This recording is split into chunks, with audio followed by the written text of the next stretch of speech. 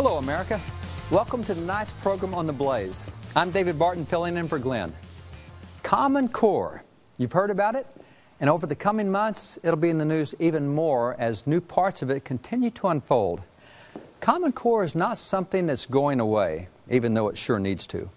But because it's still a work in progress, today we're going to look and cover some of the new problems that have emerged since we covered this topic 3 months ago. So let me begin by first acknowledging what we as constitutional conservatives know and believe.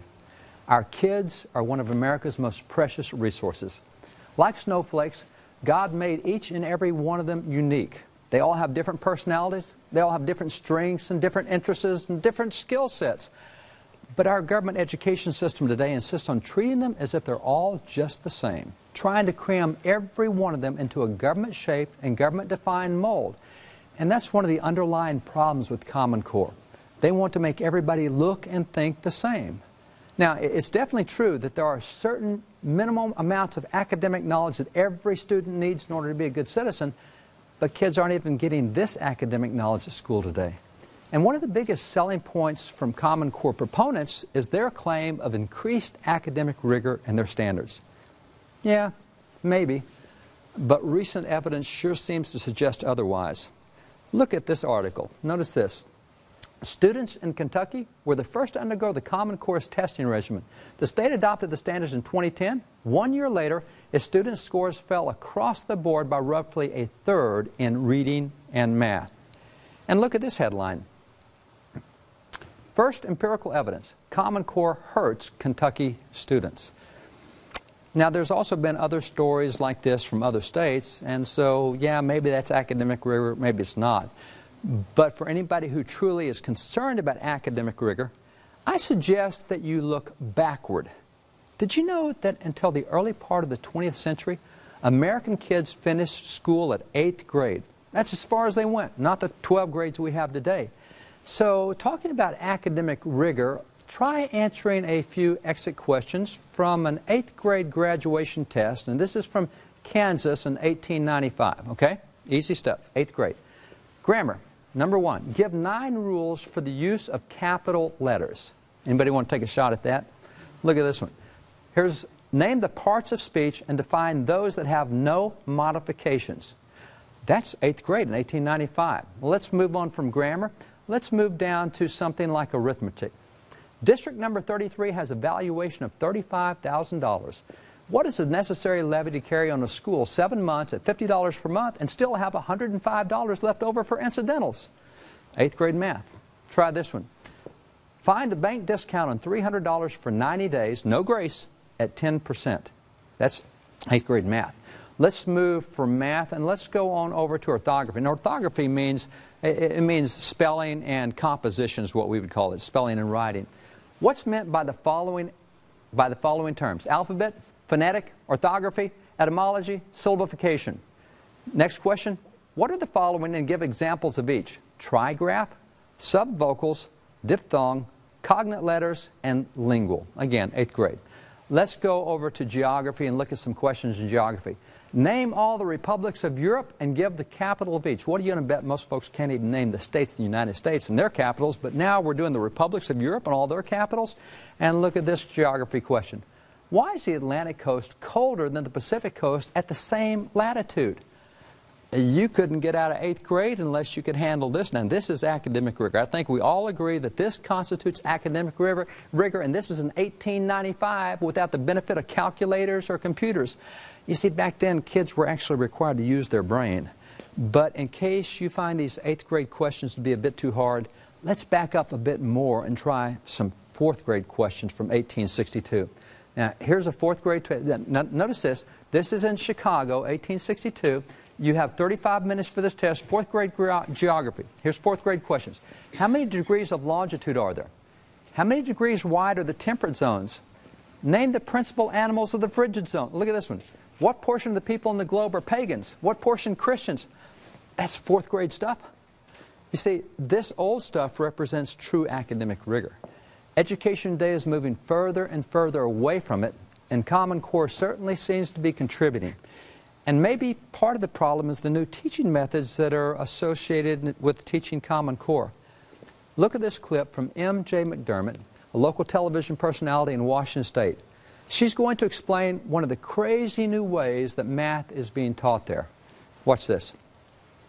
Another popular algorithm taught in everyday math is the lattice method. Same problem, 26 times 31. This time we have to set up a lattice. It works like this. We put the 26 on top and the 31 along the side like that. And then we draw these diagonals. And then we do 1 times 6 and fill it in like that, 0, 6. 3 times 6, 18. 1 times 2, no effort to say 1 times 20, by the way, 0, 2. And 3 times 2, 0, 6. Now we add it up along the diagonal. 6, 8, 0 plus 2 is 10, carry the 1. 6, 7, 8, and 0 is 8, and a 0 there. And the answer is read this way. There's your answer, 806. It's kind of fun. It works every time, but even the authors of Everyday Math admit in their teacher's manual why the lattice method works is not immediately obvious, but it is very efficient and powerful.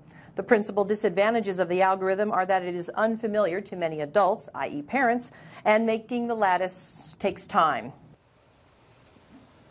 Okay, so teaching this new lattice method of working problems is going to help student knowledge? I don't think so. But you see, this is one of the fundamental problems with progressives. It doesn't matter how well something is already working or how long it's been working well. They're always wanting change. They're always wanting to move forward or lean forward. And they want to leave the old things behind. You see, progressives are all about progress after all. They want to implement the new, even if the old works well and the new doesn't. And did you notice that MJ pointed out that parents will not know the lattice method? So parents won't even be able to help their own kids with math. And this is also part of what progressives do. They want everyone dependent on them. They want the kids to rely on government officials for their knowledge and help, not on their parents. But let's not stop with just using new and impossible teaching methods. Let's look at this clip from a recent educational conference and notice a statement that kids getting the right answer is not necessarily the overall objective of progressive math education. Watch this. Even under the new Common Core, even if they said 3 times 4 was 11, if they were able to explain their reasoning and explain how they came up with their answer really in words and in oral explanations, and they showed it in the picture, but they just got the final number wrong, we're really more focusing on the how. The right answer doesn't really matter, just how you got it? Okay, now I understand. Maybe she was trying to say that it was important for kids to know why things worked. That is, to know the process behind getting the right answer. And that's fine. All right, I buy that. But to say that in education under Common Core we're not going to focus on getting right answers? How about getting right answers and getting the process? You see, maybe this is why test scores dropped in Kentucky. Who knows? But in addition to all of these immediate problems, Common Core also presents serious problems for the future of the Republic. Watch this. Common Core. Maybe you've heard of it. It's the new national educational initiative that not only weakens local and state controls of education, but also fundamentally changes what students will learn. For example, under Common Core, cursive handwriting will no longer be taught. But that sounds reasonable. After all, kids send text, Facebook, and email messages to each other, so who needs cursive writing? But this means that students will no longer be able to read the journals of George Washington, or the letters of John Adams, Thomas Jefferson, or James Madison, or for that matter, even the Constitution or the Declaration of Independence, which are written in cursive. In fact, students won't even be able to read the letters that their own grandparents or great-grandparents may have written and saved for their family's heritage. Under Common Core, cursive writing will become a language as foreign to students as ancient Egyptian hieroglyphics. Removing a student's ability to directly study American historical documents is just one of the many reasons why Common Core is bad for students, bad for states, and bad for America. Contact your legislators and let them know that you oppose Common Core. I tell you, it's not a good thing not to be able to read early American documents for yourself. In fact, let me tell you how I first got involved in history some years ago. I was a school principal, and I read some really old documents that I'd been taught about in school. But when I read those actual documents for myself, I found that those documents were dramatically different from what my teachers and textbooks had taught me about those documents. That's when we started collecting documents. And now we have more than 100,000 originals or copies of originals from before 1812. Every student should be able to read America's founding documents for themselves, but that becomes much harder with Common Core. And in addition to the lack of academic rigor in Common Core, the dumb teaching methods used, and severing us from the ability to check our own history, there's also the data mining part of Common Core. Remember this article from The Blaze? Indoctrination, data mining, and Common Core. Here's why America's schools may be in more trouble than you think. And remember this article? American Thinker. There seems to be little recognition yet that the Common Core gives schools and third parties unprecedented access to students' personal information. The federal government is acquiring a massive amount of data that can be sold to the highest bidders. So, they'll take our private data? Well, that really shouldn't worry anyone. I mean, we trust the government to do the right thing with all that data they're going to collect from our kids about us. And if you want proof they'll do the right thing? That's easy. Just think of how well the NSA and the IRS have protected and respected our personal data. I mean, so what's to worry? Okay, so maybe there is some history of the government agencies abusing our personal data. But remember, this data collected about us from our kids can be sold to private groups. And what's so bad about that? All you have to do is listen to what David Coleman has to say, and you can immediately see the problems and the dangers. David Coleman is the president of the College Board, and they're the ones who produce the SAT test for college-bound students. Time magazine calls him, quote, the architect in education, because, as they explain, his quiet work behind the scenes on the proposed Common Core standards makes him among the most influential figures in American education today. So David Coleman, who definitely strongly supports Common Core, is going to give us an example of how private information can be used in sophisticated ways to advance progressive causes. Listen to this clip of him at a New York educational conference. Let's remember who really won the election. Shall we call it Nate Silver? Against all the blowhards of political commentary, the predictions of the nerds were decisive. But perhaps more exciting than the person who stood to the side and handicapped the election is the person who led the Obama campaign's use of data to galvanize a generation of low-income people to vote like they had never had before. Whether you are Republican or Democrat, the simple precision and excellence of the use of information to achieve a result is something in my mind that deserves astonishment.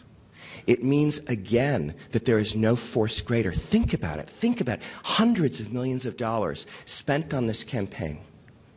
And what made the difference, right? A lot of things.